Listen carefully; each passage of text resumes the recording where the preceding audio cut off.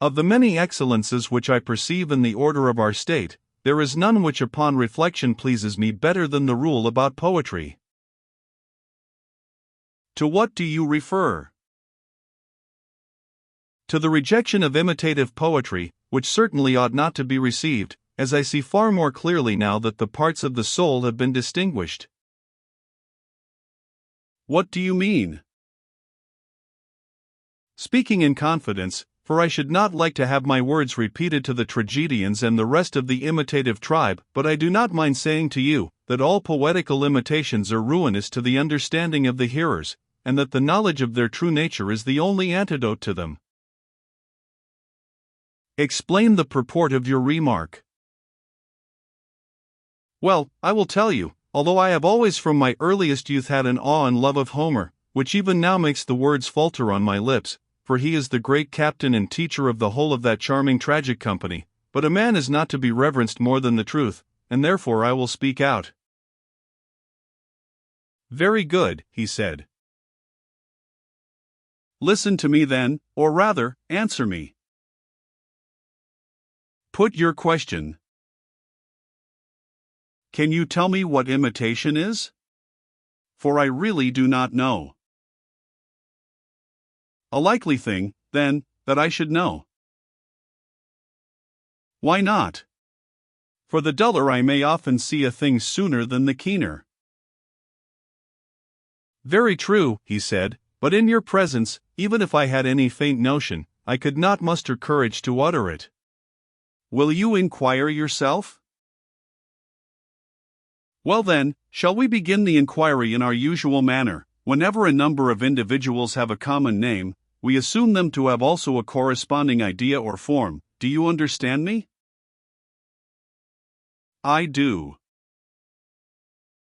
Let us take any common instance. There are beds and tables in the world, plenty of them, are there not? Yes. But there are only two ideas or forms of them, one the idea of a bed, the other of a table. True. And the maker of either of them makes a bed or he makes a table for our use, in accordance with the idea, that is our way of speaking in this and similar instances, but no artificer makes the ideas themselves. How could he? Impossible. And there is another artist, I should like to know what you would say of him. Who is he? One who is the maker of all the works of all other workmen. What an extraordinary man! Wait a little, and there will be more reason for your saying so. For this is he who is able to make not only vessels of every kind, but plants and animals, himself and all other things, the earth and heaven, and the things which are in heaven or under the earth, he makes the gods also. He must be a wizard and no mistake. Oh! You are incredulous, are you? Do you mean that there is no such maker or creator, or that in one sense there might be a maker of all these things but in another not? Do you see that there is a way in which you could make them all yourself? What way? An easy way enough, or rather, there are many ways in which the feat might be quickly and easily accomplished, none quicker than that of turning a mirror round and round. You would soon enough make the sun and the heavens, and the earth and yourself, and other animals and plants, and all the other things of which we were just now speaking, in the mirror. Yes, he said, but they would be appearances only. Very good, I said, you are coming to the point now. And the painter too is, as I conceive, just such another, a creator of appearances, is he not? Of course. But then I suppose you will say that what he creates is untrue. And yet there is a sense in which the painter also creates a bed? Yes, he said, but not a real bed. And what of the maker of the bed? Were you not saying that he too makes, not the idea which, according to our view, is the essence of the bed, but only a particular bed? Yes, I did. Then if he does not make that which exists, he cannot make true existence, but only some semblance of existence. And if anyone were to say that the work of the maker of the bed, or of any other workman, has real existence, he could hardly be supposed to be speaking the truth. At any rate, he replied, philosophers would say that he was not speaking the truth. No wonder, then, that his work too was an indistinct expression of truth. No wonder. Suppose now that by the light of the examples just offered we inquire who this imitator is? If you please. Well then, here are 3 beds, one existing in nature, which is made by God, as I think that we may say, for no one else can be the maker? No. There is another which is the work of the carpenter? Yes. And the work of the painter is a third? Yes.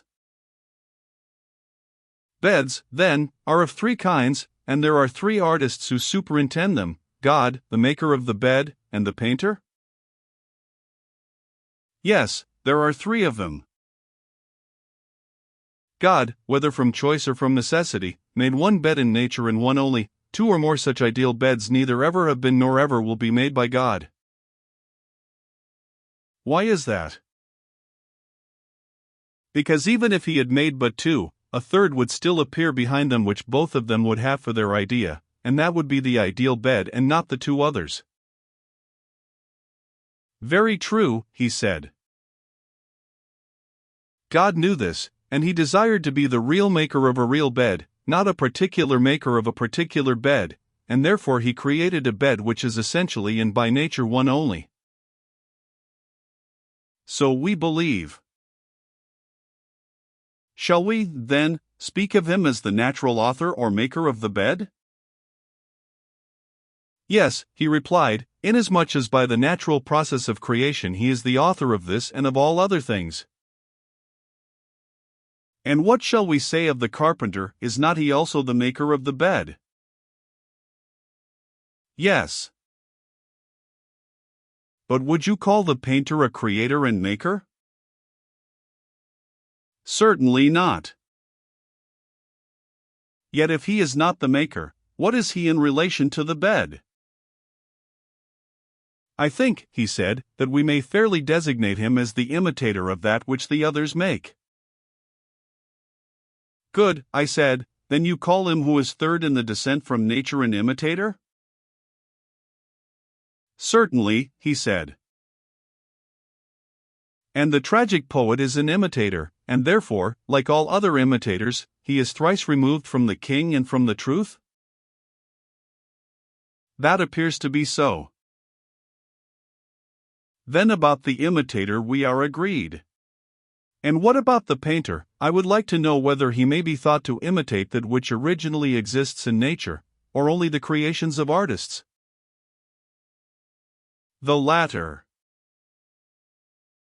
As they are or as they appear? You have still to determine this. What do you mean? I mean, that you may look at a bed from different points of view, obliquely or directly or from any other point of view, and the bed will appear different, but there is no difference in reality. And the same of all things. Yes, he said, the difference is only apparent. Now let me ask you another question, which is the art of painting designed to be an imitation of things as they are, or as they appear, of appearance or of reality? Of appearance. Then the imitator, I said, is a long way off the truth, and can do all things because he lightly touches on a small part of them, and that part an image. For example, a painter will paint a cobbler, carpenter, or any other artist, though he knows nothing of their arts, and, if he is a good artist, he may deceive children or simple persons, when he shows them his picture of a carpenter from a distance, and they will fancy that they are looking at a real carpenter. Certainly. And whenever anyone informs us that he has found a man who knows all the arts, and all things else that anybody knows, and every single thing with a higher degree of accuracy than any other man, whoever tells us this, I think that we can only imagine him to be a simple creature who was likely to have been deceived by some wizard or actor whom he met, and whom he thought all-knowing, because he himself was unable to analyze the nature of knowledge and ignorance and imitation. Most true. And so, when we hear persons saying that the tragedians, and Homer, who is at their head, know all the arts and all things human, virtue as well as vice, and divine things too, for that the good poet cannot compose well unless he knows his subject, and that he who has not this knowledge can never be a poet, we ought to consider whether here also there may not be a similar illusion. Perhaps they may have come across imitators and been deceived by them. They may not have remembered when they saw their works that these were but imitations thrice removed from the truth, and could easily be made without any knowledge of the truth, because they are appearances only and not realities? Or, after all, they may be in the right, and poets do really know the things about which they seem to the many to speak so well? The question, he said, should by all means be considered. Now do you suppose that if a person were able to make the original as well as the image, he would seriously devote himself to the image-making branch? Would he allow imitation to be the ruling principle of his life, as if he had nothing higher in him? I should say not.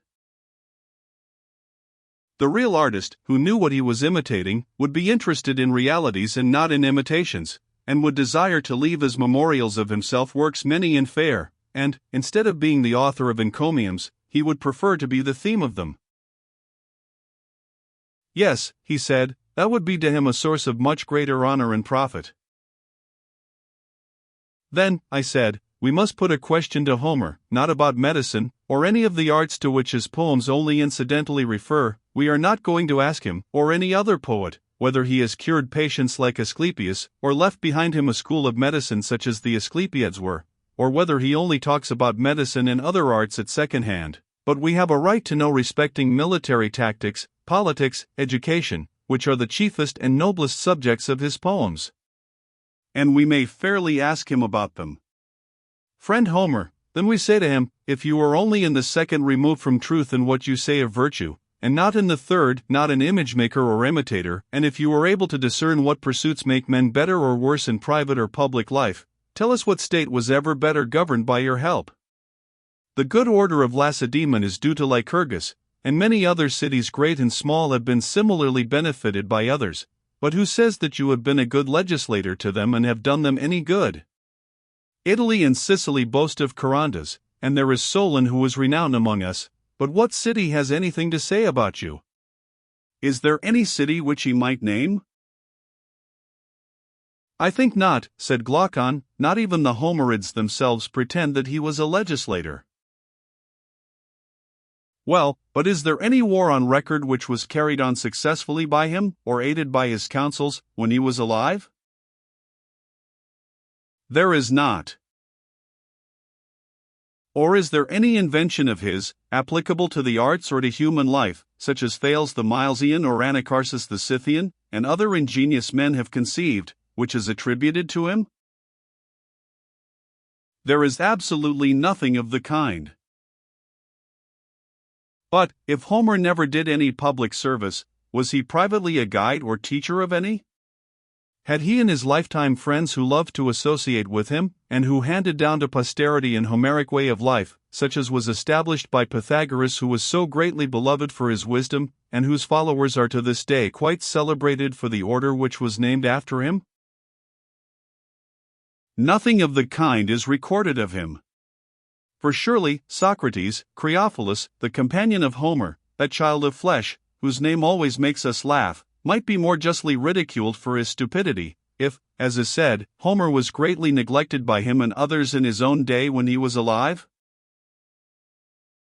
Yes, I replied, that is the tradition.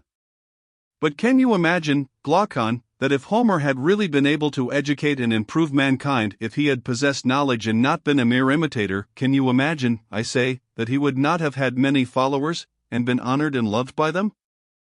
Protagoras of Abdera, and Prodicus of CEOs, and a host of others, have only to whisper to their contemporaries, "You will never be able to manage either your own house or your own state until you appoint us to be your ministers of education," and this ingenious device of theirs has such an effect in making men love them that their companions all but carry them about on their shoulders. And is it conceivable that the contemporaries of Homer, or again of Hesiod, would have allowed either of them to go about as rhapsodists, if they had really been able to make mankind virtuous? Would they not have been as unwilling to part with them as with gold, and have compelled them to stay at home with them? Or, if the master would not stay, then the disciples would have followed him about everywhere, until they had got education enough?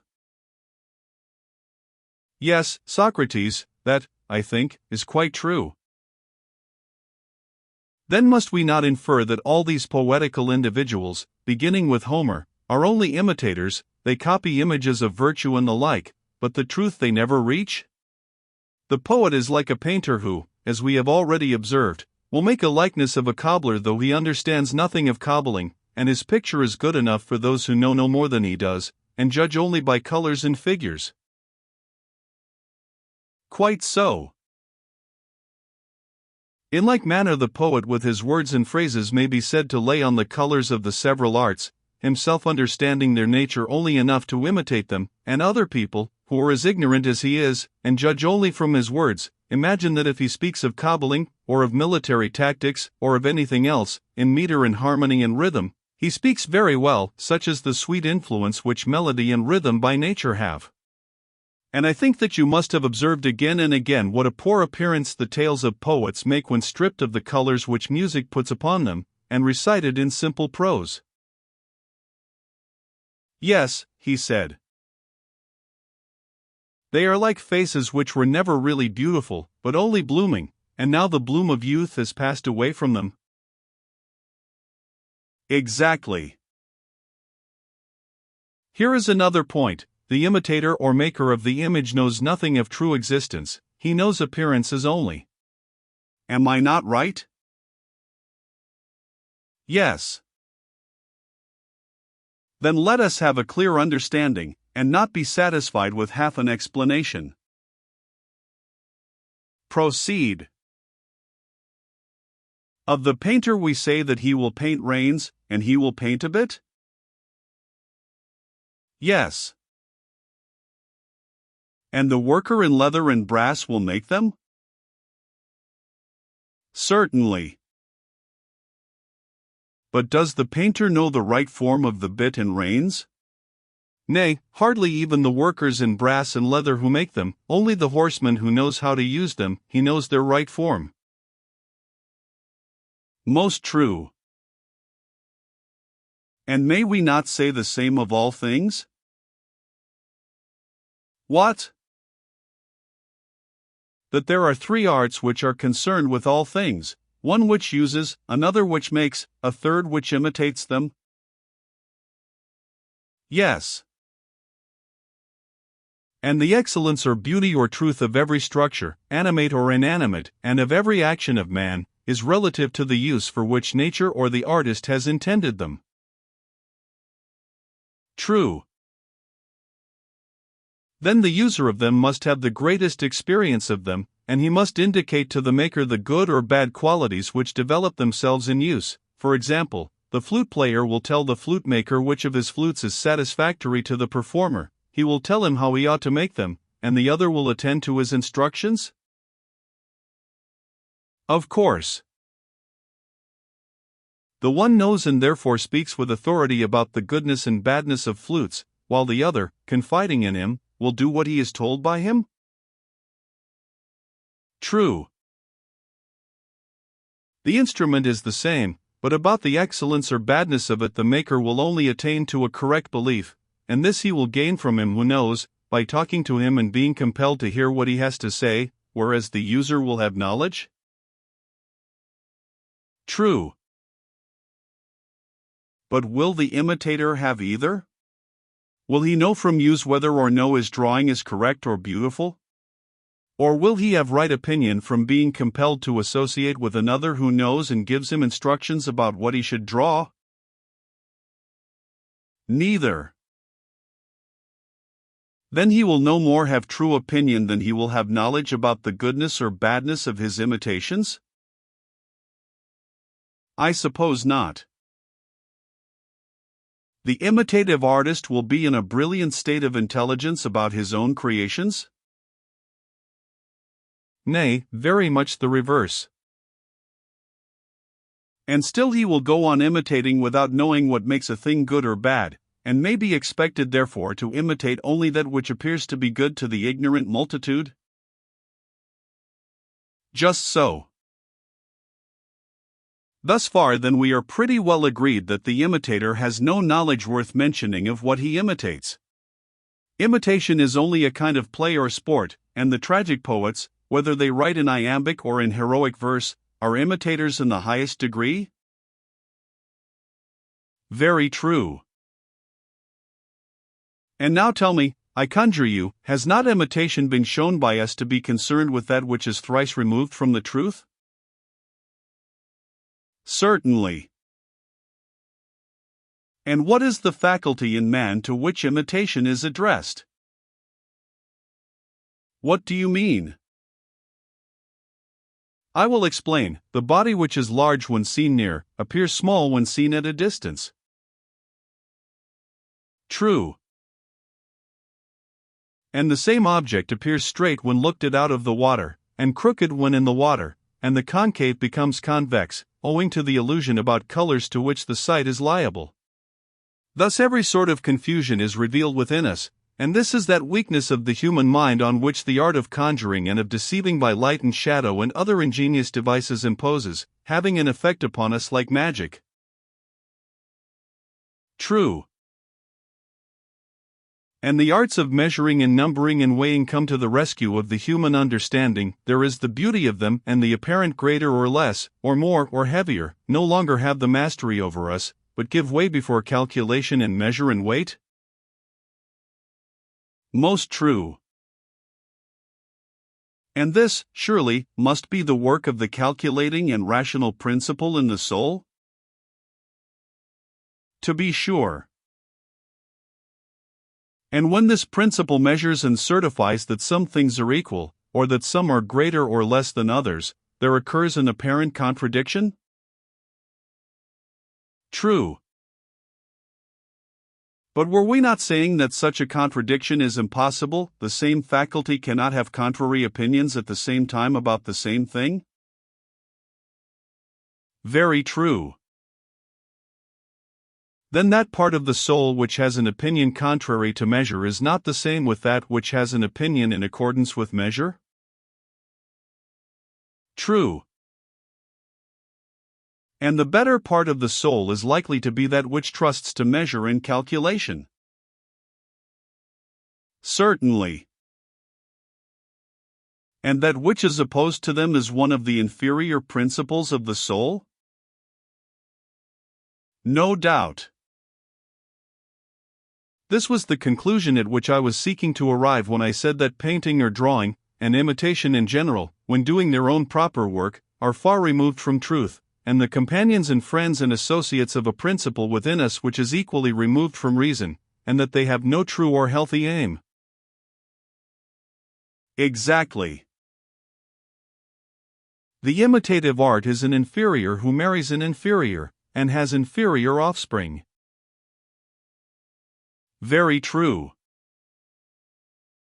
And is this confined to the sight only, or does it extend to the hearing also, relating in fact to what we term poetry?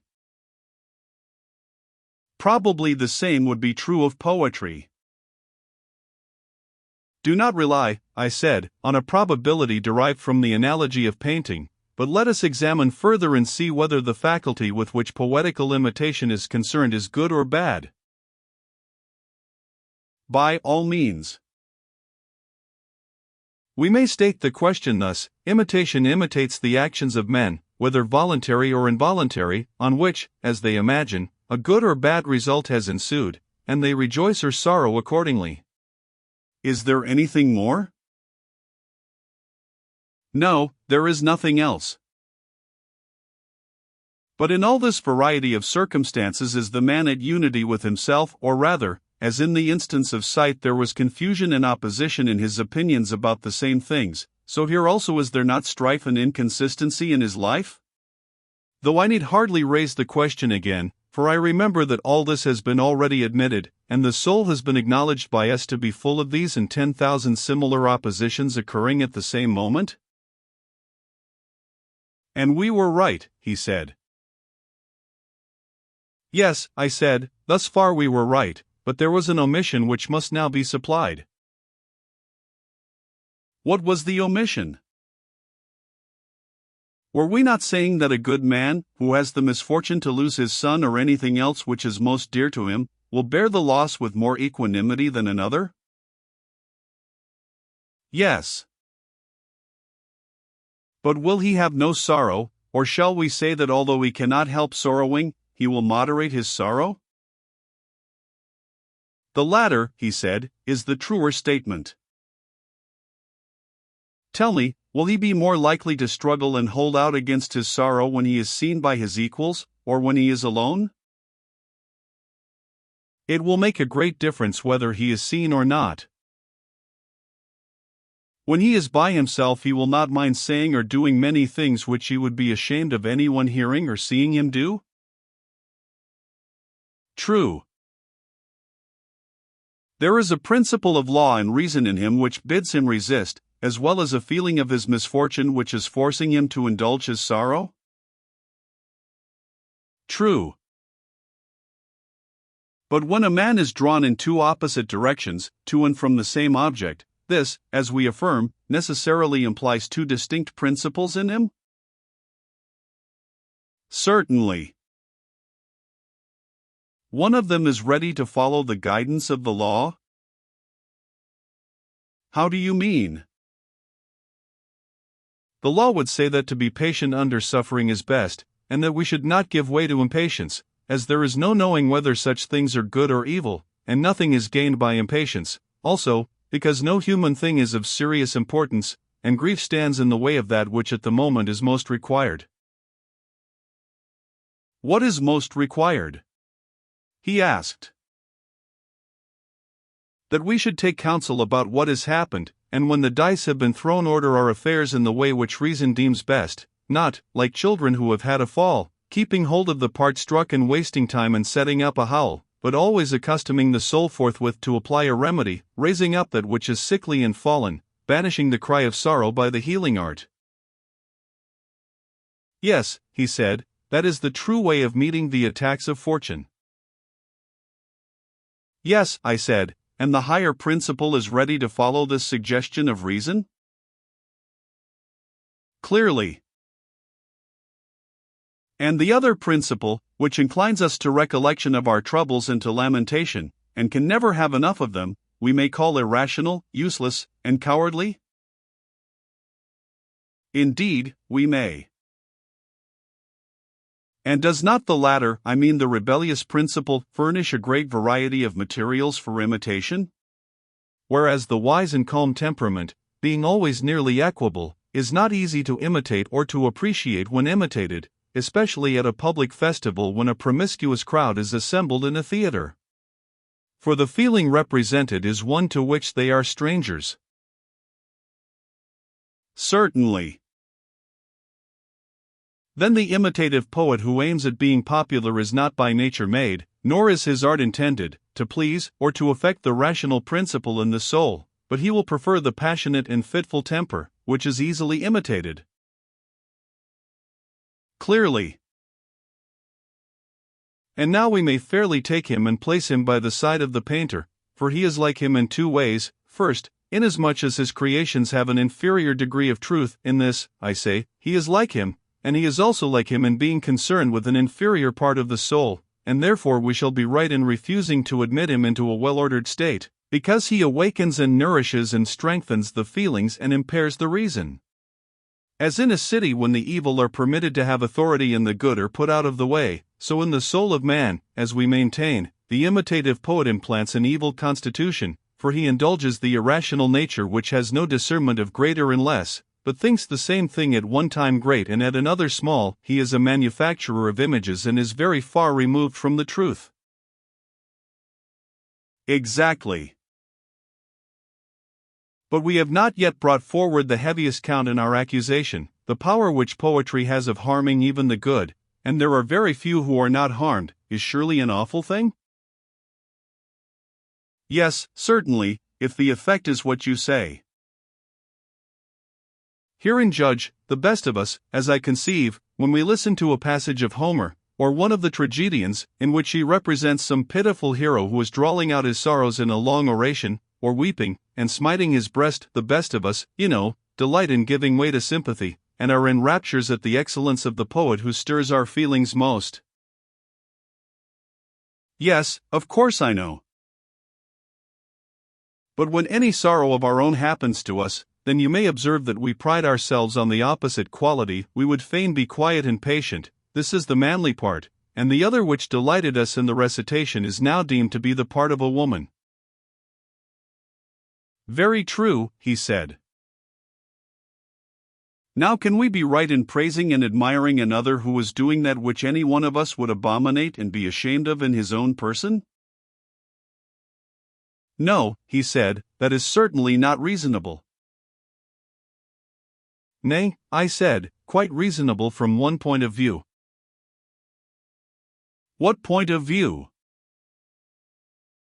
If you consider, I said, that when in misfortune we feel a natural hunger and desire to relieve our sorrow by weeping and lamentation, and that this feeling which is kept under control in our own calamities is satisfied and delighted by the poets, the better nature in each of us, not having been sufficiently trained by reason or habit, allows the sympathetic element to break loose because the sorrow is in others, and the spectator fancies that there can be no disgrace to himself in praising and pitying anyone who comes telling him what a good man he is, and making a fuss about his troubles. He thinks that the pleasure is a gain, and why should he be supercilious and lose this in the poem too? Few persons ever reflect, as I should imagine, that from the evil of other men something of evil is communicated to themselves. And so the feeling of sorrow which has gathered strength at the sight of the misfortunes of others is with difficulty repressed in our own. How very true! And does not the same hold also of the ridiculous? There are jests which you would be ashamed to make yourself, and yet on the comic stage, or indeed in private, when you hear them, you are greatly amused by them, and are not at all disgusted at their unseemliness. The case of pity is repeated. There is a principle in human nature which is disposed to raise a laugh, and this which you once restrained by reason, because you were afraid of being thought a buffoon, is now let out again, and having stimulated the risible faculty at the theatre, you are betrayed unconsciously to yourself into playing the comic poet at home. Quite true, he said. And the same may be said of lust and anger and all the other affections, of desire and pain and pleasure, which are held to be inseparable from every action. In all of them poetry feeds and waters the passions instead of drying them up. She lets them rule, although they ought to be controlled, if mankind are ever to increase in happiness and virtue. I cannot deny it. Therefore, Glaucon, I said, whenever you meet with any of the eulogists of Homer declaring that he has been the educator of Hellas, and that he is profitable for education and for the ordering of human things, and that you should take him up again and again and get to know him and regulate your whole life according to him, we may love and honor those who say these things. They are excellent people, as far as their lights extend, and we are ready to acknowledge that Homer is the greatest of poets and first of tragedy writers, but we must remain firm in our conviction that hymns to the gods and praises of famous men are the only poetry which ought to be admitted into our state. For if you go beyond this and allow the honeyed muse to enter, either in epic or lyric verse, not law and the reason of mankind, which by common consent have ever been deemed best, but pleasure and pain will be the rulers in our state. That is most true, he said. And now, since we have reverted to the subject of poetry, let this our defense serve to show the reasonableness of our former judgment in sending away out of our state an art having the tendencies which we have described, for reason constrained us. But that she may not impute to us any harshness or want of politeness, let us tell her that there is an ancient quarrel between philosophy and poetry, of which there are many proofs, such as the saying of the yelping hound howling at her lord, or of one mighty in the vain talk of fools, and the mob of sages circumventing Zeus, and the subtle thinkers who are beggars after all, and there are innumerable other signs of ancient enmity between them. Notwithstanding this, let us assure our sweet friend in the sister arts of imitation, that if she will only prove her title to exist in a well-ordered state we shall be delighted to receive her. We are very conscious of her charms, but we may not on that account betray the truth. I dare say, Glaucon, that you are as much charmed by her as I am, especially when she appears in Homer?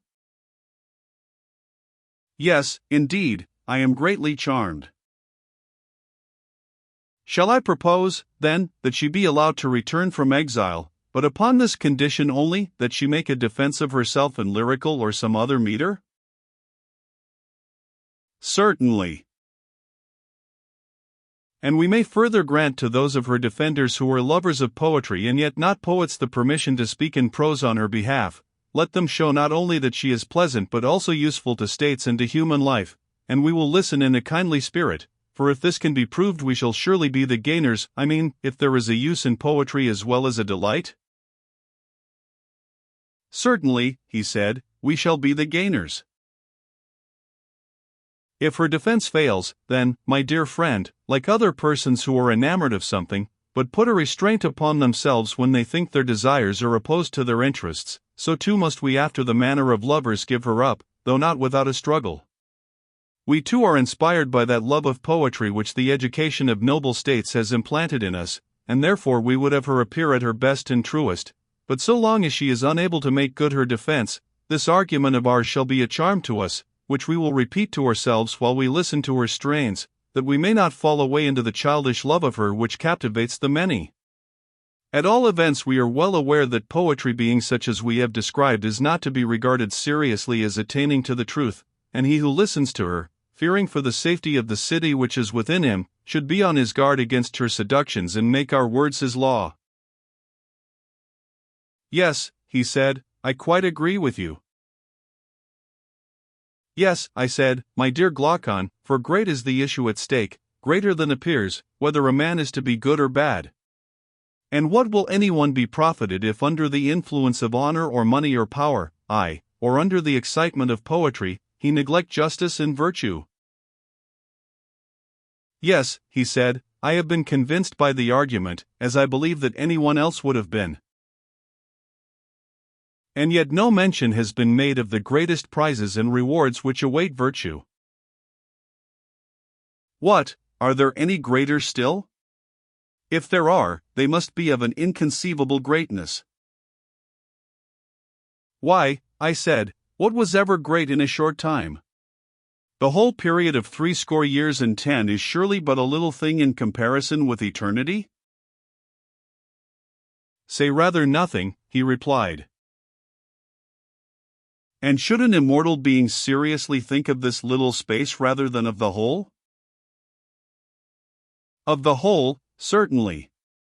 But why do you ask? Are you not aware, I said, that the soul of man is immortal and imperishable? He looked at me in astonishment, and said, No, by heaven, and are you really prepared to maintain this? Yes, I said, I ought to be, and you too. There is no difficulty in proving it. I see a great difficulty, but I should like to hear you state this argument of which you make so light. Listen then. I am attending. There is a thing which you call good and another which you call evil. Yes, he replied. Would you agree with me in thinking that the corrupting and destroying element is the evil, and the saving and improving element the good? Yes. And you admit that everything has a good and also an evil, as ophthalmia is the evil of the eyes and disease of the whole body, as mildew is of corn, and rot of timber, or rust of copper and iron. In everything, or in almost everything, there is an inherent evil and disease? Yes, he said. And anything which is infected by any of these evils is made evil, and at last wholly dissolves and dies? True. The vice and evil which is inherent in each is the destruction of each, and if this does not destroy them, there is nothing else that will, for good certainly will not destroy them, nor again, that which is neither good nor evil. Certainly not. If, then, we find any nature which having this inherent corruption cannot be dissolved or destroyed, we may be certain that of such a nature there is no destruction. That may be assumed. Well, I said, and is there no evil which corrupts the soul? Yes, he said, there are all the evils which we were just now passing in review: unrighteousness, intemperance, cowardice, ignorance. But does any of these dissolve or destroy her? And here do not let us fall into the error of supposing that the unjust and foolish man, when he is detected, perishes through his own injustice, which is an evil of the soul. Take the analogy of the body. The evil of the body is a disease which wastes and reduces and annihilates the body, and all the things of which we were just now speaking come to annihilation through their own corruption attaching to them and inhering in them and so destroying them. Is not this true? Yes. Consider the soul in like manner. Does the injustice or other evil which exists in the soul waste and consume her? Do they by attaching to the soul and inhering in her at last bring her to death, and so separate her from the body? Certainly not. And yet, I said, it is unreasonable to suppose that anything can perish from without through affection of external evil which could not be destroyed from within by a corruption of its own? It is, he replied.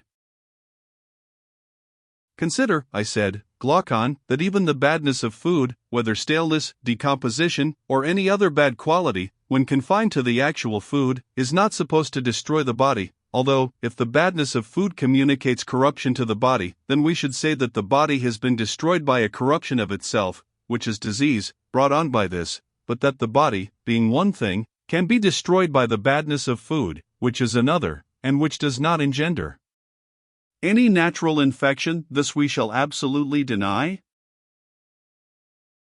Very true.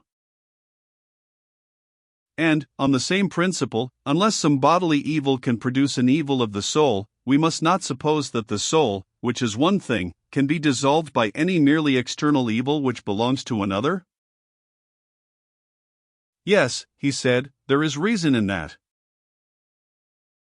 Either, then, let us refute this conclusion, or, while it remains unrefuted, let us never say that fever, or any other disease, or the knife put to the throat, or even the cutting up of the whole body into the minutest pieces, can destroy the soul, until she herself is proved to become more unholy or unrighteous in consequence of these things being done to the body, but that the soul, or anything else if not destroyed by an internal evil, can be destroyed by an external one, is not to be affirmed by any man.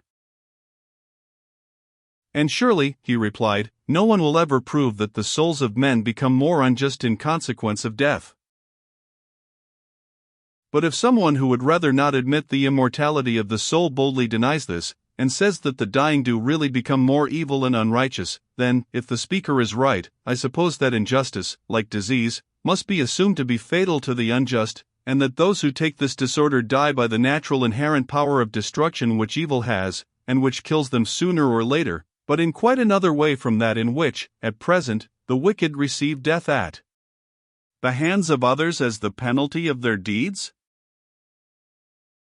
Nay, he said, in that case injustice, if fatal to the unjust, will not be so very terrible to him, for he will be delivered from evil. But I rather suspect the opposite to be the truth, and that injustice which, if it have the power, will murder others, keeps the murderer alive, aye, and well awake too, so far removed is her dwelling place from being a house of death. True, I said, if the inherent natural vice or evil of the soul is unable to kill or destroy her, hardly will that which is appointed to be the destruction of some other body, destroy a soul or anything else except that of which it was appointed to be the destruction. Yes, that can hardly be. But the soul which cannot be destroyed by an evil, whether inherent or external, must exist forever, and if existing forever, must be immortal? Certainly. That is the conclusion, I said, and, if a true conclusion, then the souls must always be the same, for if none be destroyed they will not diminish in number. Neither will they increase, for the increase of the immortal natures must come from something mortal, and all things would thus end in immortality. Very true. But this we cannot believe. Reason will not allow us any more than we can believe the soul, in her truest nature, to be full of variety and difference and dissimilarity. What do you mean? He said. The soul, I said, being, as is now proven, immortal, must be the fairest of compositions and cannot be compounded of many elements? Certainly not. Her immortality is demonstrated by the previous argument, and there are many other proofs, but to see her as she really is, not as we now behold her, marred by communion with the body and other miseries, you must contemplate her with the eye of reason, in her original purity, and then her beauty will be revealed, and justice and injustice and all the things which we have described will be manifested more clearly. Thus far, we have spoken the truth concerning her as she appears at present, but we must remember also that we have seen her only in a condition which may be compared to that of the sea god Glaucus, whose original image can hardly be discerned because his natural members are broken off and crushed and damaged by the waves in all sorts of ways, and incrustations have grown over them of seaweed and shells and stones, so that he is more like some monster than he is to his own natural form. And the soul which we behold is in a similar condition, disfigured by 10,000 ills. But not there, Glaucon, not there must we look. Where then? At her love of wisdom. Let us see whom she affects, and what society and converse she seeks in virtue of her near kindred with the immortal and eternal and divine, also how different she would become if wholly following this superior principle, and borne by a divine impulse out of the ocean in which she now is, and disengaged from the stones and shells and things of earth and rock which in wild variety spring up around her because she feeds upon earth, and is overgrown by the good things of this life as they are termed. Then you would see her as she is, and know whether she have one shape only or many, or what her nature is. Of her affections and of the forms which she takes in this present life I think that we have now said enough.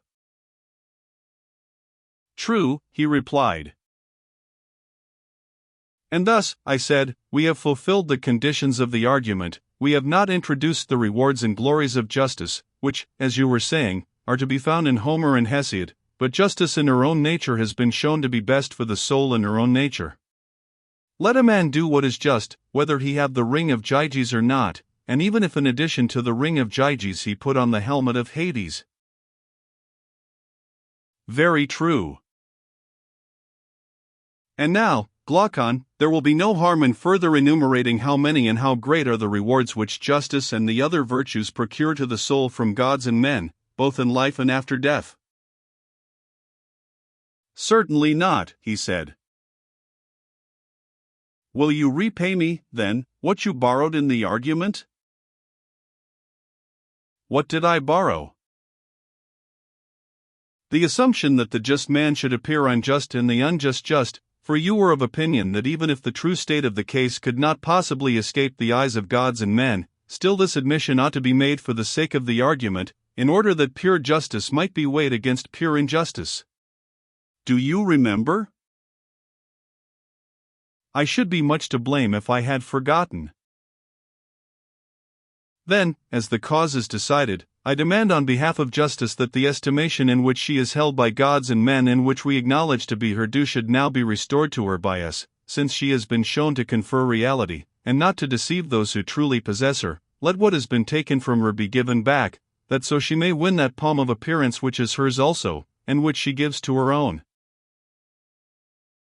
The demand, he said, is just. In the first place, I said, and this is the first thing which you will have to give back, the nature both of the just and unjust is truly known to the gods. Granted. And if they are both known to them, one must be the friend and the other the enemy of the gods, as we admitted from the beginning? True. And the friend of the gods may be supposed to receive from them all things at their best, accepting only such evil as is the necessary consequence of former sins? Certainly. Then this must be our notion of the just man, that even when he is in poverty or sickness, or any other seeming misfortune, all things will in the end work together for good to him in life and death, for the gods have a care of anyone whose desire is to become just and to be like God, as far as man can attain the divine likeness, by the pursuit of virtue?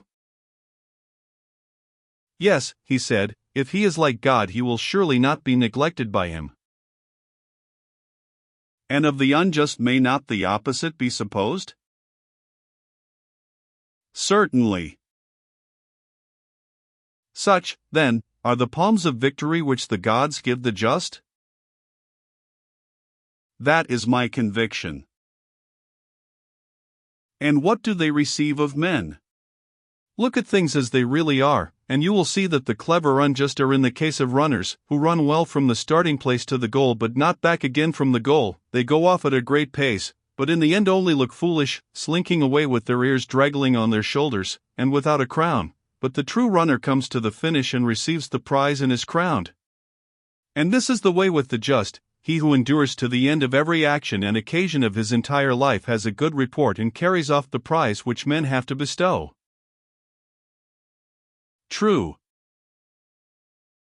And now you must allow me to repeat of the just the blessings which you were attributing to the fortunate unjust.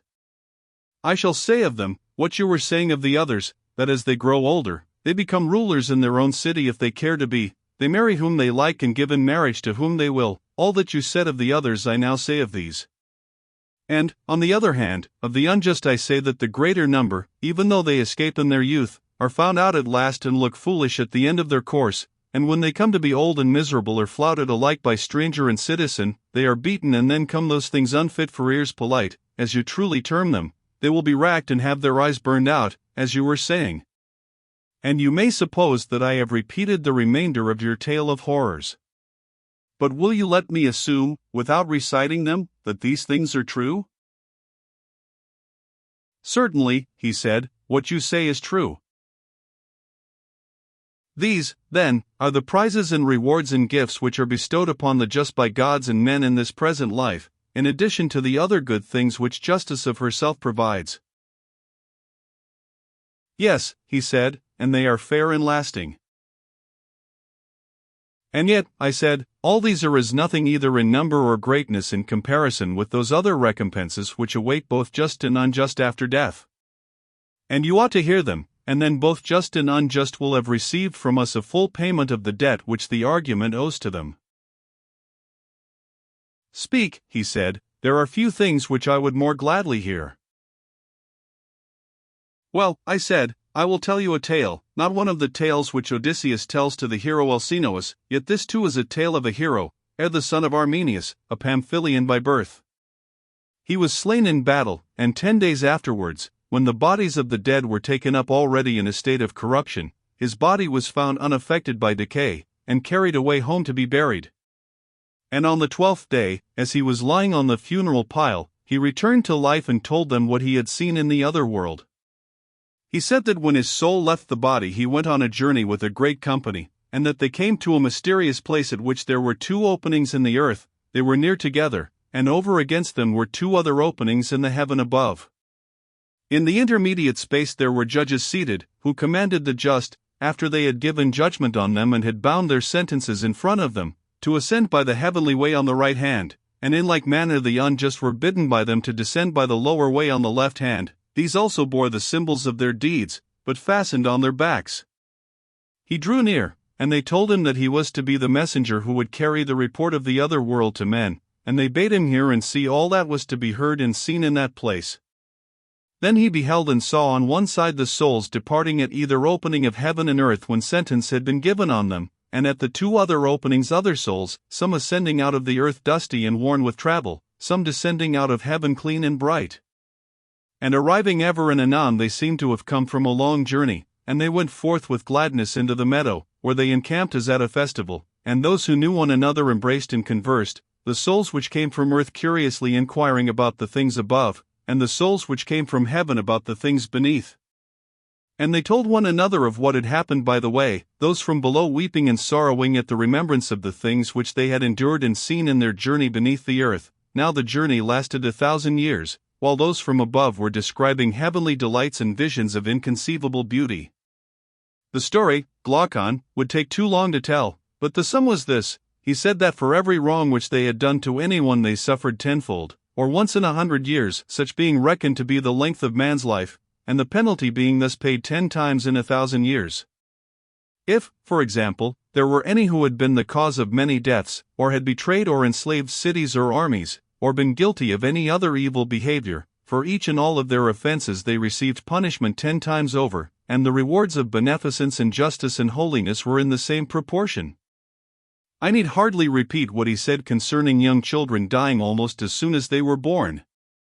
Of piety and impiety to gods and parents, and of murderers, there were retributions other and greater far which he described. He mentioned that he was present when one of the spirits asked another, "Where is Ardeus the Great?" Now this Ardeus lived 1,000 years before the time of Air. He had been the tyrant of some city of Pamphylia, and had murdered his aged father and his elder brother, and was said to have committed many other abominable crimes. The answer of the other spirit was, "He comes not hither and will never come." And this, said he, was one of the dreadful sights which we ourselves witnessed. We were at the mouth of the cavern, and, having completed all our experiences, were about to reascend, when of a sudden Ardeus appeared and several others, most of whom were tyrants, and there were also besides the tyrants private individuals who had been great criminals. They were just, as they fancied, about to return into the upper world, but the mouth, instead of admitting them, gave a roar. Whenever any of these incurable sinners or someone who had not been sufficiently punished tried to ascend, and then wild men of fiery aspect, who were standing by and heard the sound, seized and carried them off, and Ardeus and others they bound head and foot and hand, and threw them down and flayed them with scourges, and dragged them along the road at the side, carting them on thorns like wool, and declaring to the passers-by what were their crimes, and that they were being taken away to be cast into hell. And of all the many terrors which they had endured, he said that there was none like the terror which each of them felt at that moment, lest they should hear the voice, and when there was silence, one by one they ascended with exceeding joy. These, said Air, were the penalties and retributions, and there were blessings as great.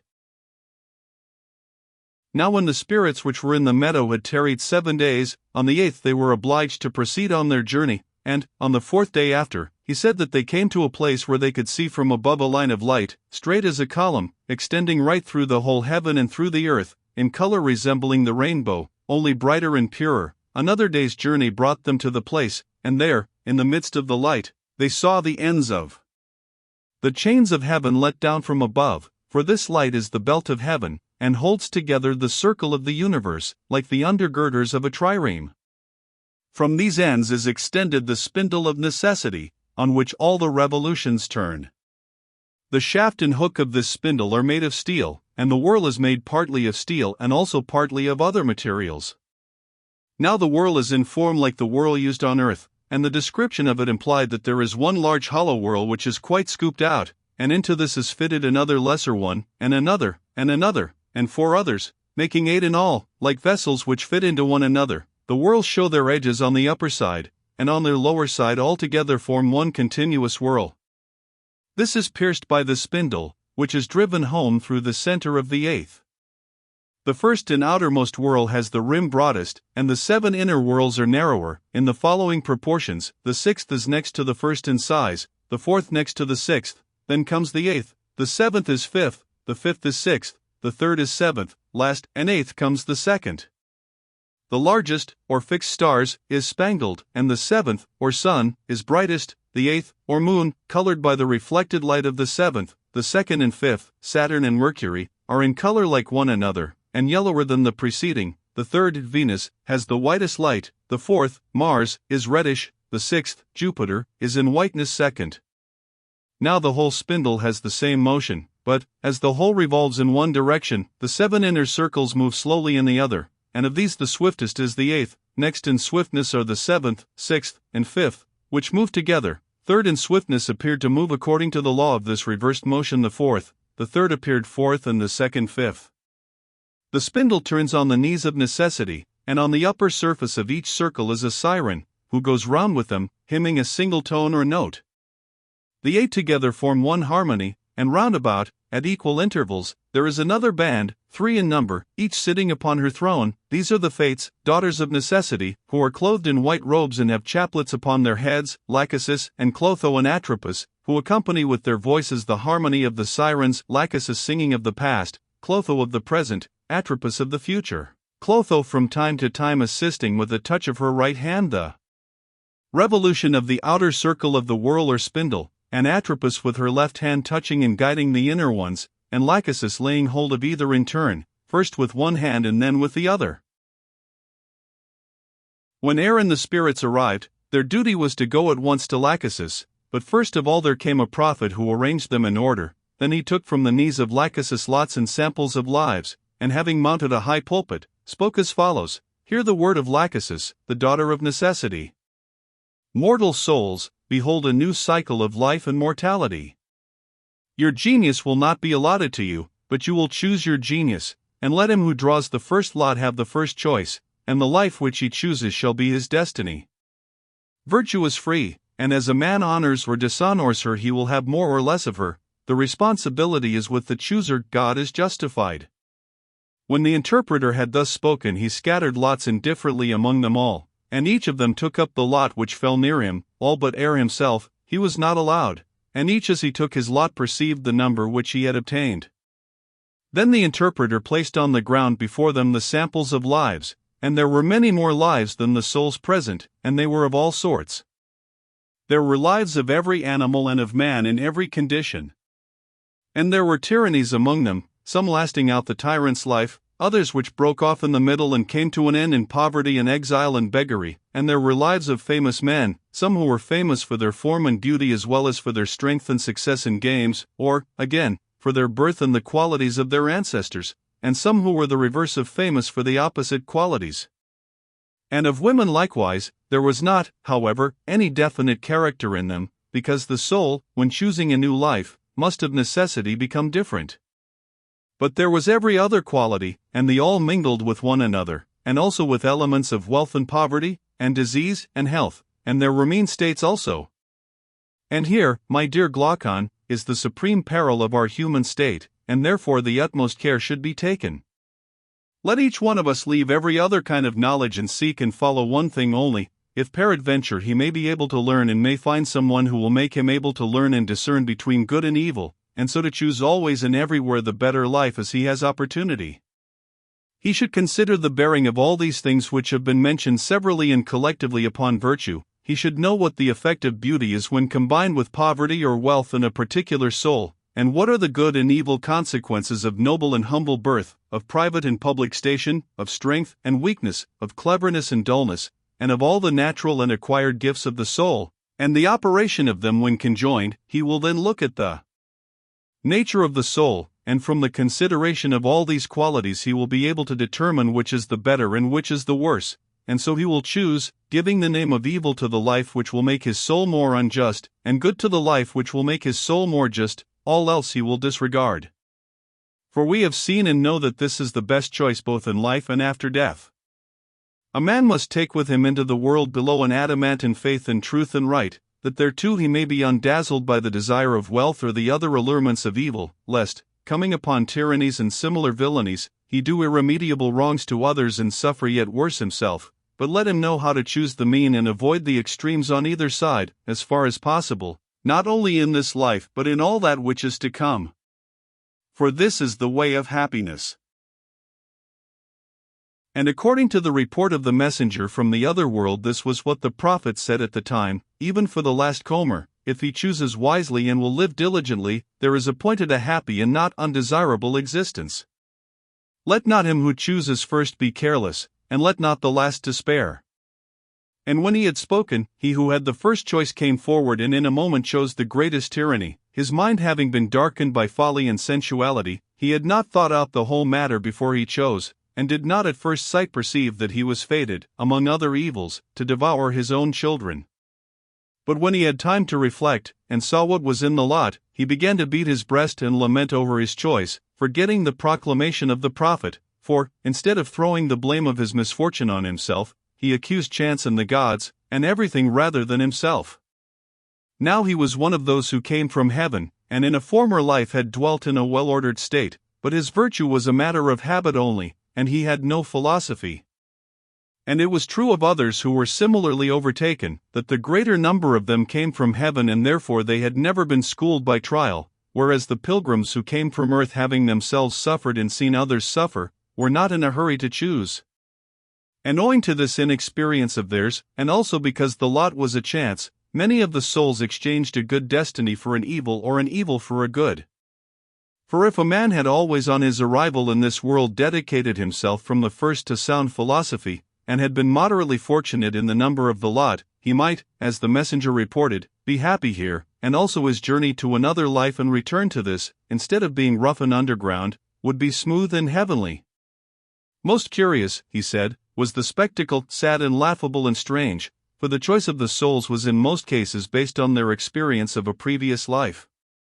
There he saw the soul which had once been Orpheus choosing the life of a swan out of enmity to the race of women, hating to be born of a woman because they had been his murderers. He beheld also the soul of Thamyris choosing the life of a nightingale, birds, on the other hand, like the swan and other musicians, wanting to be men.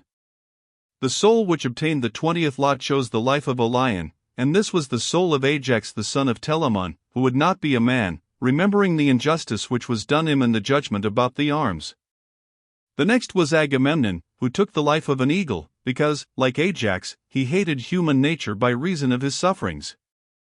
About the middle came the lot of Atalanta. She, seeing the great fame of an athlete, was unable to resist the temptation, and after her there followed the soul of Epeus the son of Panopeus, passing into the nature of a woman cunning in the arts, and far away among the last who chose, the soul of the jester Thersites was putting on the form of a monkey.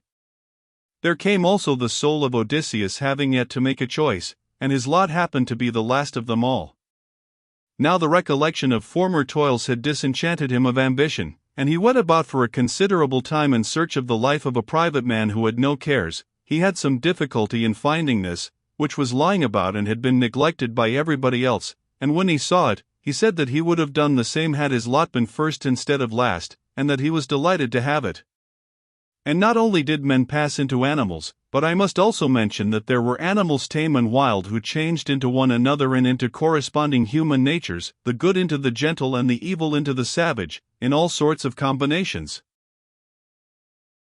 All the souls had now chosen their lives, and they went in the order of their choice to Lachesis, who sent with them the genius whom they had severally chosen, to be the guardian of their lives and the fulfiller of the choice. This genius led the souls first to Clotho, and drew them within the revolution of the spindle impelled by her hand, thus ratifying the destiny of each, and then, when they were fastened to this, carried them to Atropos, who spun the threads and made them irreversible. When without turning round they passed beneath the throne of necessity, and when they had all passed, they marched on in a scorching heat to the plain of forgetfulness, which was a barren waste destitute of trees and verdure, and then towards evening they encamped by the river of unmindfulness, whose water no vessel can hold. Of this they were all obliged to drink a certain quantity, and those who were not saved by wisdom drank more than was necessary, and each one as he drank forgot all things. Now after they had gone to rest, about the middle of the night there was a thunderstorm and earthquake, and then in an instant they were driven upwards in all manner of ways to their birth, like stars shooting. He himself was hindered from drinking the water. But in what manner or by what means he returned to the body he could not say, only, in the morning, awaking suddenly, he found himself lying on the pyre. And thus, Glaucon, the tale has been saved and has not perished, and will save us if we are obedient to the word spoken, and we shall pass safely over the river of forgetfulness and our soul will not be defiled. Wherefore my counsel is, that we hold fast ever to the heavenly way and follow after justice and virtue always, considering that the soul is immortal and able to endure every sort of good and every sort of evil. Thus shall we live dear to one another and to the gods, both while remaining here and when, like conquerors in the games who go round to gather gifts, we receive our reward. And it shall be well with us both in this life and in the pilgrimage of 1,000 years which we have been describing.